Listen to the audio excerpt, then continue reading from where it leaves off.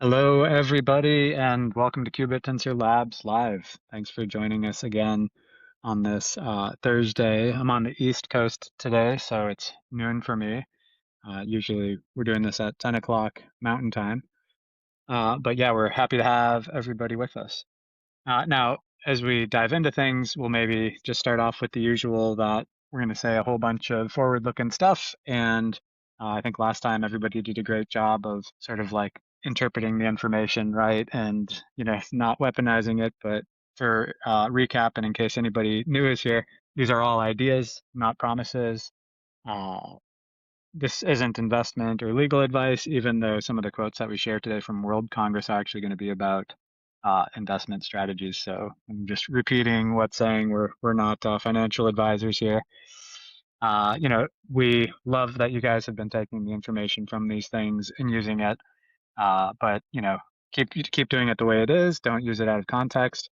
And if you're still here, we assume that you're on board with this. So let's start going deeper into what we got going on at Qbtll Labs. So in the usual format, we're going to start off with some tech support stuff.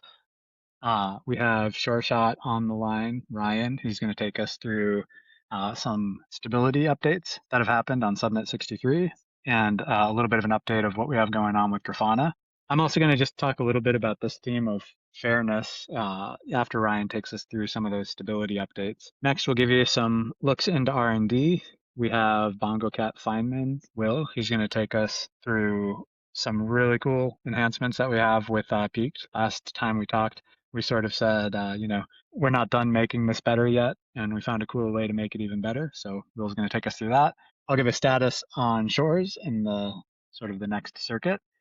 We'll talk about the open quantum waiting list. And then during the community section of the meeting today, I'll give some updates from Quantum World Congress, where I am today. We'll talk a little bit about sentiment, and there's been a couple of big themes that everybody's been requesting that we talk about more, which is this idea of subnet merging, which came up on Novelty Search last week, and this idea of winner take all. So we'll spend a little bit of time talking about that. So we'll sort of start off with tech support and the topic of stability. So before I hand it off to SureShot, I am going to just say, everything that we cover here, we kind of posted on Discord notes. So if you are a miner and you're not on Discord, well, if you are a miner, you are on Discord, I'm sure of it. But this will just sort of be a double click on the posts that we already put out there. So Ryan, take it away. Yeah, so with our update, we're really trying to focus on stability and better experience for the miners. And one of the features we added was the initial handshake. Um, we're going to talk a little bit about that, and I want to talk about also the average miner validator revisit time has increased significantly. The majority of the miners out there are hitting the cap for peaked circuits. We're seeing 20 plus hours on some validators in terms of revisit time. We're going to have additional updates regarding this, but upon registration, a miner would be handed a minimum difficulty circuit um, when they would get registered, and the revisit is so long that you're not going to get the difficulty that you want for uh, that period of time. So we've decided to do an initial handshake. That way we could reach out to the miner, say, "Hey, what do you want? What do you want?" And that way, when we come around and give them a circuit for the first time, it will actually be the difficulty that they desired. Nice. So Also, just to yeah, make go ahead. sure I'm understanding that one right, and I'll sort of repeat it back to you more simply, and you can tell me if I got it or not. So in the before this update, when a new miner would join, they'd essentially like inherit the like whatever settings the previous miner with that UID had. Is that right?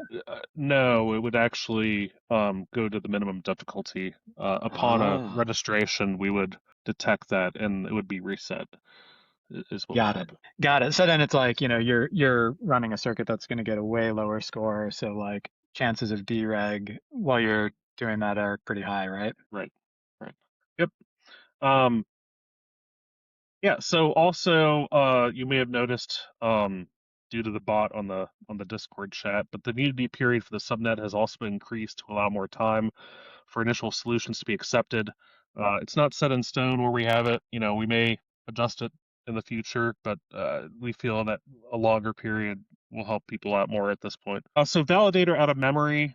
Been trying to do a bunch of work on this. We've encountered some behavior on unlucky circuits where generation will actually cause an out of memory on a 39 qubit, sometimes even on a 37 qubit, sometimes on a 38 as well.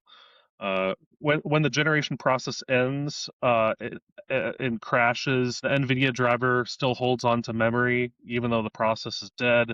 The only way to kind of recover from this is the driver to actually be reloaded.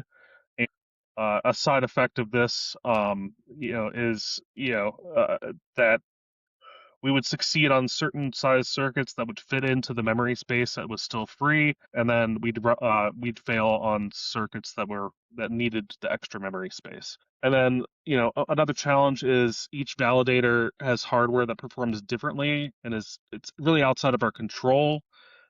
It's important to keep the concept of certificates, we believe, still for aligning trust between validators. That way, you could have a validator performing much more poorly than another and still end up with the same kind of overall score for a miner, is the goal here. Got it. Yeah, and when a validator did crash, generate a circuit, it would just move on to the next UID. So we have implemented a step down functionality. We had a retry functionality in place ever since we sped up peak generation, but we enhanced that even more so that way, if a validator is continuously failing on a certain size of uh, uh, qubits, then it will actually permanently get stepped down to to that to a lower maximum. That way, it has success serving all UIDs, and everyone gets a fair shot at this. Great. And so like on this one, because like so say I make a request as a miner for a 39 qubit in the old code base before this update, if it crashed with one of these out of memory exceptions, then I get no circuit, right? It just moves on Right. to the next miner. And so like the miner that's doing maybe 36 qubits, way easier to compute than 39, uh, maybe ends up getting a circuit and getting scored because of that and is beating me, right? Which Yep. is a pretty bad result. Yep. And so this ensures that it doesn't move past a miner until it gets at a circuit. Right. Yeah. It's a pretty tough problem to solve because of how NVIDIA is treating this type of behavior. It really just it holds on to the memory. There's nothing you could do about it except for the driver reload. It's pretty complex in terms of like trying to work around this. Totally. Got it. Well, and that plays really like well into the topic of fairness, which I'll hit after you give us some Grafana updates. Yeah, I just wanted to touch upon this real quick because we haven't really released a Grafana dashboard. Things looked initially promising. We did see some interoperability issues with OTel counters. Open Telemetry is the library that we use to publish the information to Grafana.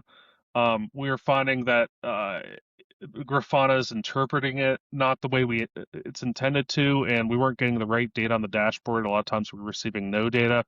We were also having issues with how they were tracking billing metrics and our bill and what budget we have in terms of being able to insert metrics into Grafana and use their stack.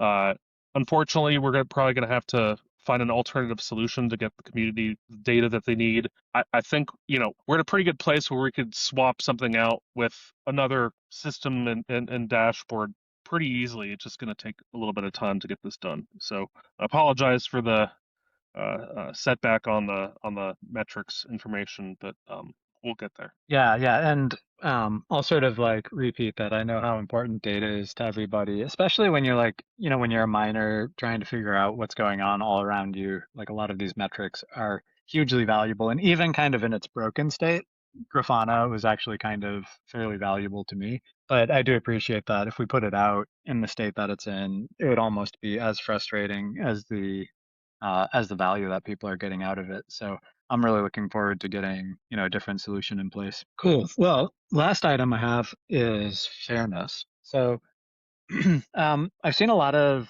comments, where like the miners trying to do a very good job. They're seeing somebody else getting scored higher. And like a lot of times we'll jump like right into this, like, oh, there must be some exploit in the system and somebody's cheating and doing getting a getting an unfair shake. Well, are people trying to cheat? Like 100%. Like absolutely. Like it kind of drives me nuts, but like it is the nature of the thing. Like there's incentive to be made mining, and so like people are going to try to find ways to incentivize it or to take a disproportionate amount of that incentive.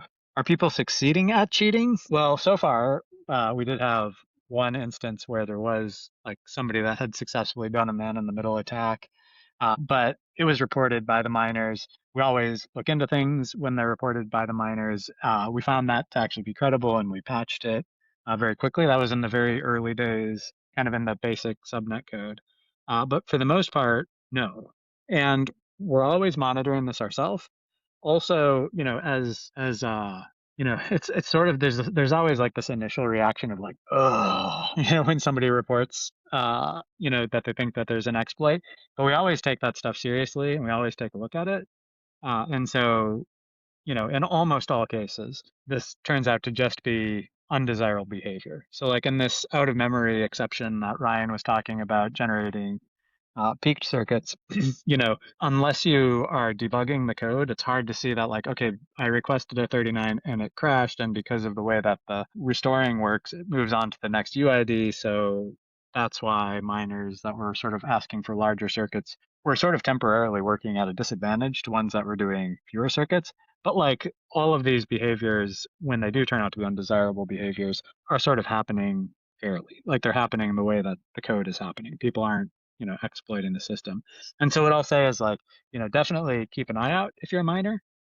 Report stuff. We'll always look into it. But so far I'm excited to say that, with the exception of that one man in the middle attack early on, all the other things have turned out to be unrelated issues that have been, fixed. All right, cool. So anyway, I get a lot more excited talking about R&D, and I'm really excited about the faster peaked updates that we have. And so I'll hand it over to Bongo Cat Feynman, aka Will, who will take us through that in a little bit more detail. But I will say before I hand it over that the public branch for that was published last night. And so if anybody is interested in sort of like getting in there and poking around, take a look at it. And I think Will, if I know the planned release date. I'm not sure if you have the planned release date, but if you don't hit that, I'll hit that after you're done presenting. I actually don't, so probably that would be good. Perfect. Yeah. So so while Will's getting ready to present that, the intention is to make that branch live on Monday. So we look forward to you guys enjoying the benefit of what Will's about to present then. All right, awesome. Yeah, so we're continually working on making peak generation faster. It's been kind of a continual thorn in our side, and so obviously we're putting in effort to make it better. So previously we had talked about this idea of circuit stitching. That was kind of the original thing that we were thinking about to speed up peak circuit generation, and we covered in the last Qbtll Labs Live. It turned out to be too easy, so we had to scrap it. So what we had talked about then was sort of classical sort of computing CSE kind of optimizations to speed things up, and we have Short Shot Ryan to thank for a lot of that. And that was a sizable improvement, but of course we would still like to go faster for all the reasons outlined earlier. And what we've come up with, this is kind of a one of those ideas that's so simple that's it's like kind of kicking ourselves for not thinking of it sooner. And those tend to always be sort of the most beautiful, most nice solutions. But the idea is to reuse sort of existing peak circuits that have already been generated in the past. So I guess I'll go over the high level bullet points about what this gets us, and then on the next slide I'll have sort of a brief overview of exactly how it works. But the idea is that we have validators kind of continually generating peak circuits, and they only get used once, right? They're really hard to really hard to generate. So it would be nice if we could try to reuse some of the work that's already been done. And what we've done is come up with a set of randomized obfuscations that can be easily applied to already generated circuits. The idea is that these would be made public somewhere, so that to try to make things as transparent as possible while keeping everything still workable. These will not be the set of public circuits that are already on the GitHub, but it'll be more like sort of a rotating pool of things that have already been generated across validators, maybe within validators. That's something that we still have to decide. But from initial testing, what we found is that doing this process of reusing already generated circuits has resulted in something that's at least 3 times faster. Of course, work is continuing, and probably I have a suspicion that we'll be able to get this number a little bit higher in the future. But the main benefit to all this is that it allows us to sort of homogenize and reduce resource requirements for validators. This is a big thing that I think has been going sort of on in the background since day one, since we initially put out the recommended hardware, I guess, for validators. But what this will do is allow us to basically have a sort of a background loop of still generating peak circuits to keep things fresh. But then we'll store those circuits and then sort of be able to reuse them on lighter hardware systems to generate new peak circuits faster for miners to work on. So here's a kind of I guess, an abstract technical diagram for how exactly this works. The idea is starting off to the left, we have sort of a bare peak circuit that we've generated somehow. And we proceed over to the middle box by adding in a bunch of single qubit gates on either side of every one of the 2 qubit gates that are all of these white blocks. So all of these red and blue blocks are single qubit gates, and the idea is to add in pairs of these are randomized, but they're random unitaries as well as their adjoints, and sort of multiply them into the 2 qubit unitaries to produce a different set of distinct unitaries that still sort of perform the same peaking. And on the output layer, we'll add in randomized bit flips to the output layer right before the measurements, right before the final output of the circuit, to be able to randomly select a different bit string for the peak circuit. So we think that this is definitely a much faster process to generate a peak circuit given an initial one, and it's the way we have it right now. It's quite secure. There's as we think, there's no way to sort of break this obfuscation, to way to fudge it, or fudge the outputs. And so we're pretty excited that this will be good for speeding up the overall, I guess, revisit time that validators get to give miners. Awesome. This code is so exciting.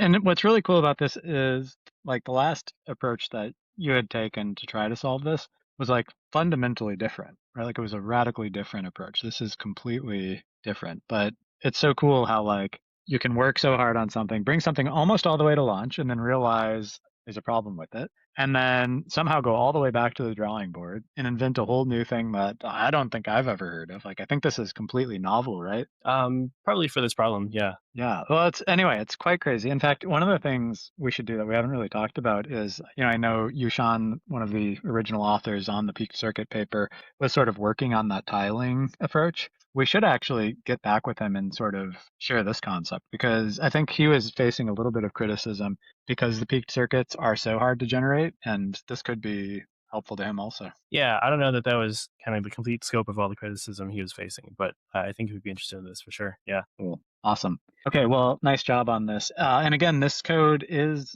live. I mean, it's not live, it's public on a published branch, and it goes live on Monday. So we should see a 3x improvement on peak circuit generation Monday. Awesome. Okay, cool. So I'll give you a status update on Shores. So when I look at sort of this is an oversimplified list, but when I look at the list of tasks that kind of go into launching a new challenge, there's a number of different things that we have to accomplish. So the technical paper has actually been done for a number of weeks, so we're sort of ready with that. The generation code is done and tested and delivered. We then have integrated that code into the subnet. The public branch is sort of ready to work on when we decide to, and we can pick a date and launch it. But we've sort of been postponing this and delaying it because we don't want to introduce too much change simultaneously. And getting this peaked circuit right is sort of foundational, right? So we have one really good working, very reliable challenge for everybody. And so, the gist on this is that after we ensure stability with peaked circuits, which we're hoping that we're really, really close to, we'll move to do the Shores release. So I think there's two big things that we still want to look at with the peak circuits.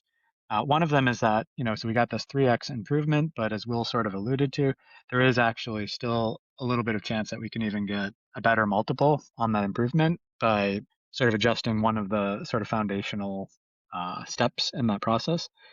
But there's also the question of scale. So right now, um, we're at like 39 very reliably. Sometimes validators can do 40 qubit generation, but we also want to be able to increase the ceiling in terms of what can be requested, and we sort of have a line of sight to that. And so we're going to spend, at least another week continuing on peak circuits. But what I will say on Shores is, we have the paper ready. I would say that, my best guess would be that we can probably launch Shores in about 2 to 3 weeks. But if people want the paper sooner, we can probably put the paper out sooner. Generally speaking, like our tradition has sort of been to put the paper out a few days before we launch it. But if there was enough interest from the market, hit us up on Discord, hit us up on LinkedIn, and if there's enough of a pull for that, we could definitely put the paper out a couple of weeks ahead of the launch instead. Cool.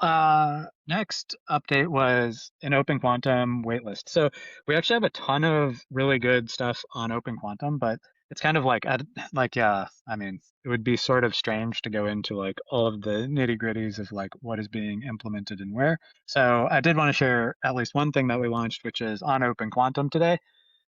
You can actually click the join the waitlist button and we gather information. It goes into a customer database, and we can start to gather information from people in terms of, who are you, what level are you familiar with, what type of stuff do you like to do with quantum computing, what's your experience level. And so yeah, we're excited to share that update is out.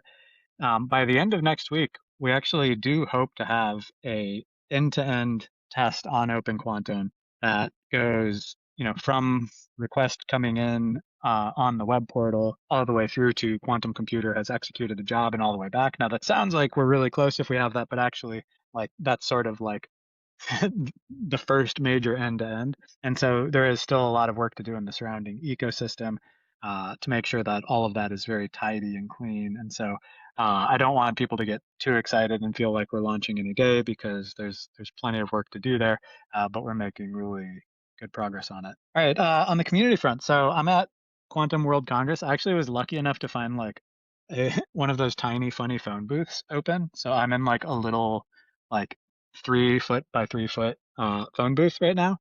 But I want to share a bunch of the stuff that I've heard here and sort of just kind of give my take on what these things mean. So the first slide I'll share was from Kimsey Fabrizio, and she's the president of Consumer Technology Association. So that's essentially the guys that do, the giant consumer electronics event in Las Vegas.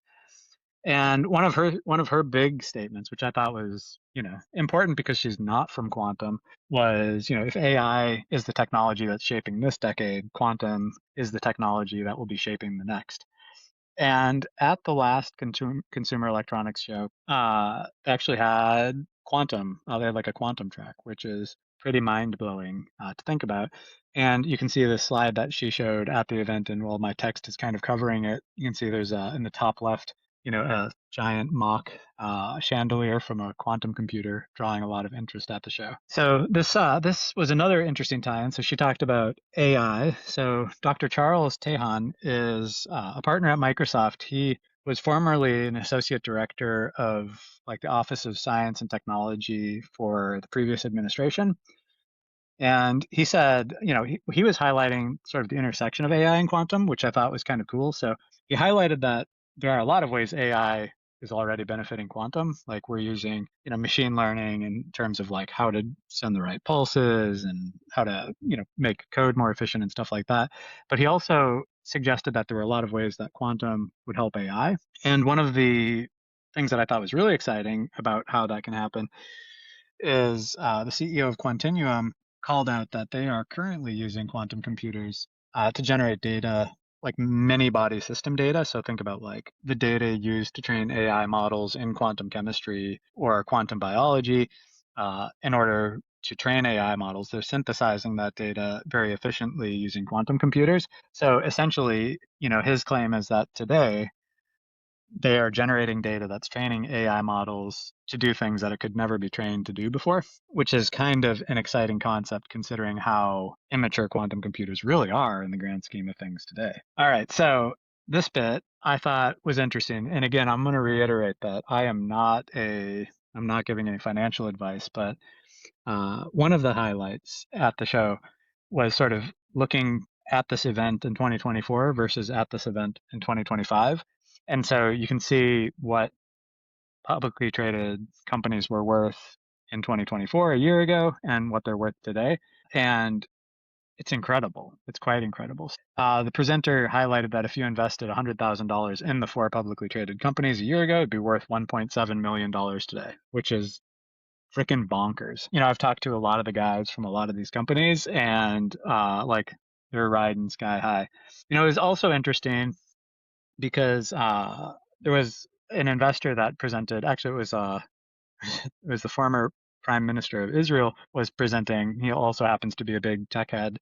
And he said, this essentially provides a roadmap for where you can make a lot of money as like a venture capitalist because you've basically seen how these companies can skyrocket, and so jump in with smaller companies that are becoming available now. On that, so one of the most interesting topics that happened during this was that interview of the former prime minister of Israel, Naftali Bennett.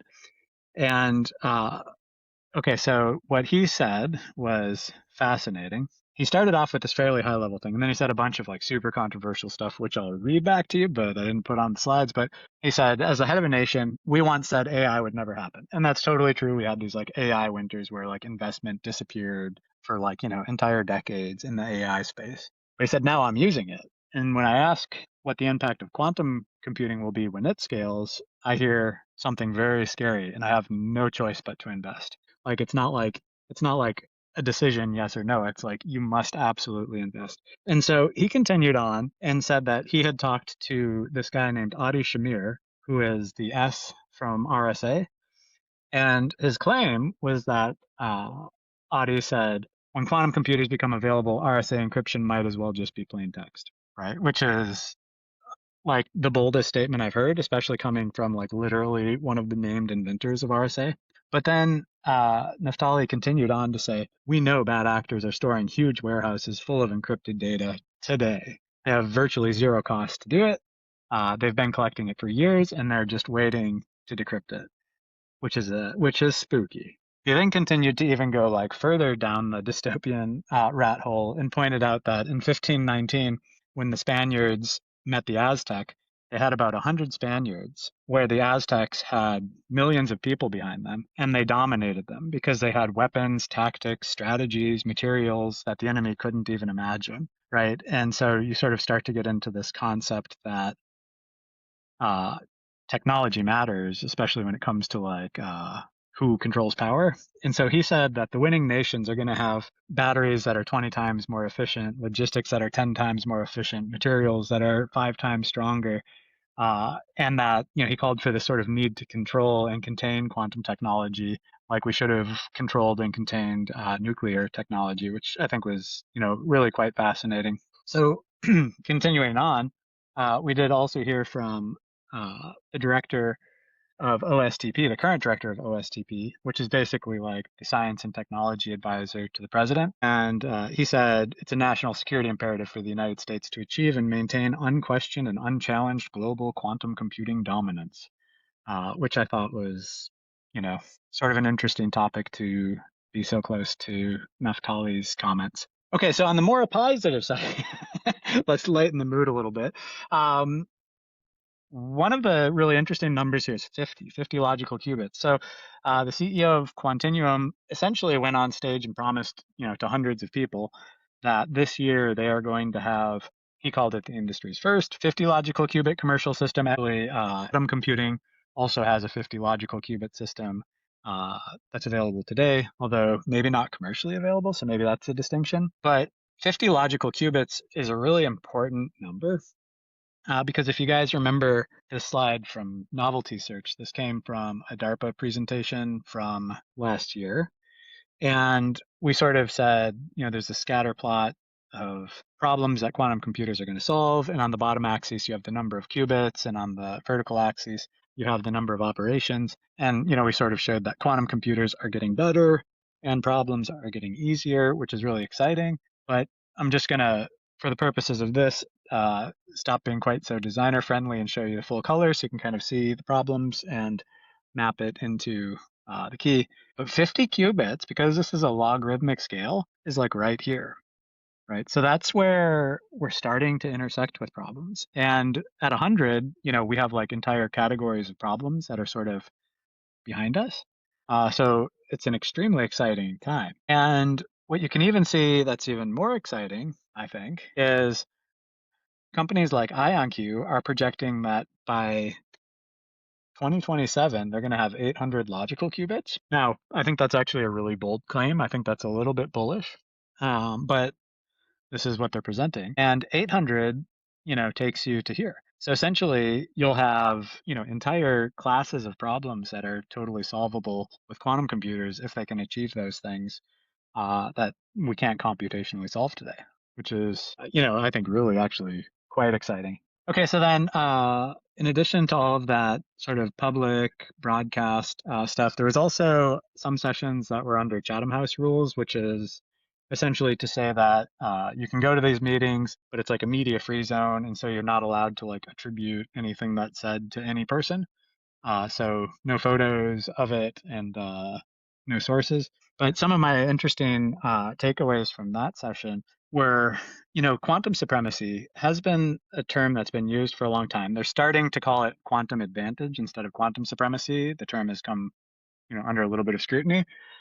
But instead of talking about achieving quantum supremacy as a technology, there's a really big change this year in that people were talking about quantum supremacy as a descriptor of nations, which is sort of like a scary trend, in my opinion. It was also called out that 41 countries have quantum policies now, whereas 12 months ago it was 12. So like a lot of countries are starting to sort of think about like what technology do we want to control, what do we want to let out, and there was this statement from some of the smaller countries that no matter how big you are, no single country has the entire value chain for all the different quantum computing modalities. So this call for sort of like we must work together. And there was a highlight that the technology life cycle of this stuff is way longer than any political life cycle.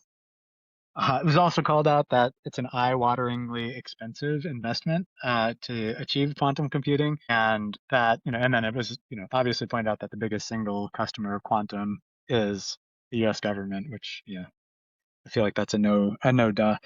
Um, but hey, so we were super excited though. So I know this is kind of a qubit tensor labs thing, but our partner Quantum Rings was on NVIDIA's deck, which was pretty excellent to see.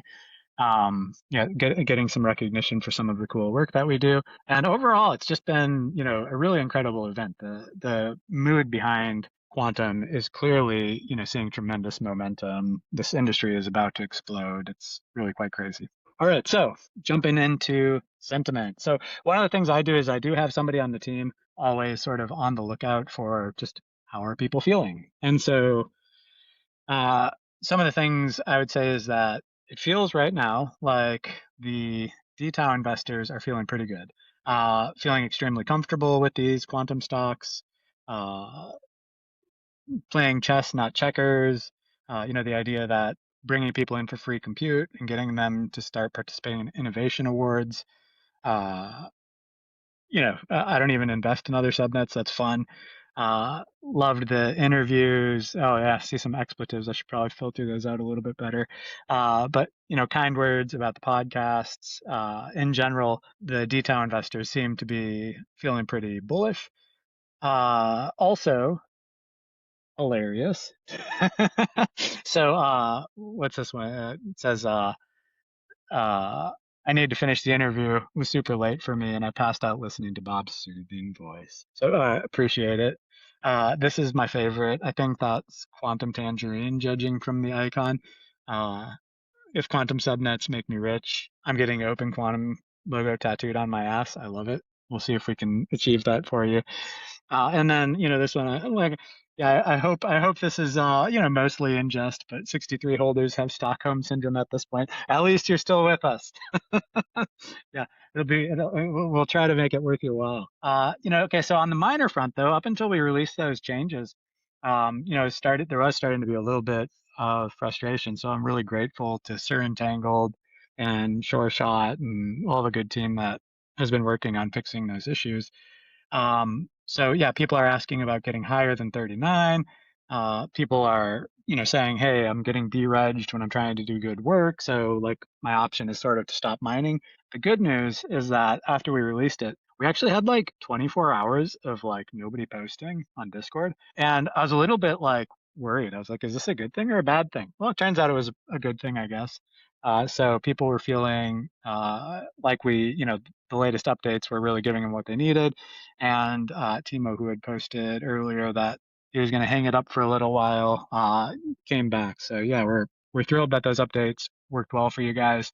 We're going to have another cool set of updates coming out to even speed up the revisit period as we increase generation. All right, so the two big topics, the big themes of, I would say, like good, valid feedback that's coming from you all right now is on subnet merging and on winner take all. So I want to talk just a little bit about each of those, and then we will wrap up, and I'm going to get back to the Quantum World Congress.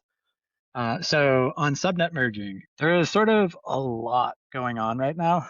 If you think about what the team's juggling, getting phase one roadmap of 63 going, right? We've got the peak circuit work that we talked about. We're launching Shores, which we talked about. We also need to get to our phase 2, 3, which is sort of this bridges of quantum concept, which is actually a fairly big, high risk change for us also. We're in the process of finishing and launching 48, which is, not just a subnet. It is a subnet that is a two-sided marketplace where validators are running little web servers, and we also have a full centralized open quantum stack that has to be launched at the same time. And so I guess my thing on the subnet merging is I'm really grateful that that technology has been, made available. And I think it's a really cool idea. And I'm certainly not ruling it out, but I guess what I am saying is, we're not taking on that additional risk right now. There's just so many different moving pieces. We've sort of filled our plate with risk. And the other cool thing is by not doing it right now, that gives us the opportunity to let somebody else make the first moves on it and sort of harden it and figure out what works and what doesn't work. And it will de-risk the future if we do decide to revisit it and take that on. But anyway, thanks for pulling our attention into that, though. It's, really cool to see that thought has gone into that. And at some point, it might be, really strong consideration. Okay, and the last one was winner take all. So pulling back slides from last week, if you remember, we sort of had this thing where we said quantum compute subnet 48 aims to be the shoots of quantum, and quantum innovate 63 is going to continue to evolve to look more and more like the ridges of quantum. And in that vein, we sort of highlighted what things we liked about ridges, like why would we want to be the ridges of quantum? And the big emphasis was bringing outsiders in, which really has to do with like US dollars instead of crypto wallets. Problems that are more meaningful instead of just solving the problems, open sourcing the code. And with those types of things, how can we start to attract pedigree and start to incentivize quantum experts in? So, okay, so to achieve those, none of those things dictate that we have to be a winner takes all, but we still love this idea. Like there's zero people on the team that don't like this idea. Um, we totally see this coming into play by phase 3. I mean, it feels like a slam dunk. We aren't ruling it out sooner. We think it could come into play phase 2. It could even come into play phase 1. And it may be all, right? So it may be a winner takes all. It may be a winner takes most, right? Where we sort of set aside like award pools, but we maybe have some smaller way for people to like offset a portion of their costs because, a lot of these miners will incur costs trying to innovate. And so we love the idea. We see this the same way that you all see this. We're definitely not saying no to this idea at this point. We think that'll be a huge thing in subnet 63. Cool. So with that said, I think that is the end of our content for today. So I'll maybe conclude by just giving my gratitude to everybody, to all of our partners out there, whether you are a miner participating in this by trying to crank through these problems and push the limits on what you can simulate, whether you are a DTAO investor who continues to show faith in our vision, who's starting to really see the opportunity here the same way that we are, or whether you're just a general Tau enthusiast or quantum enthusiast. We're really grateful that you're here with us. And with that, I think we will wrap. Thank you, everybody.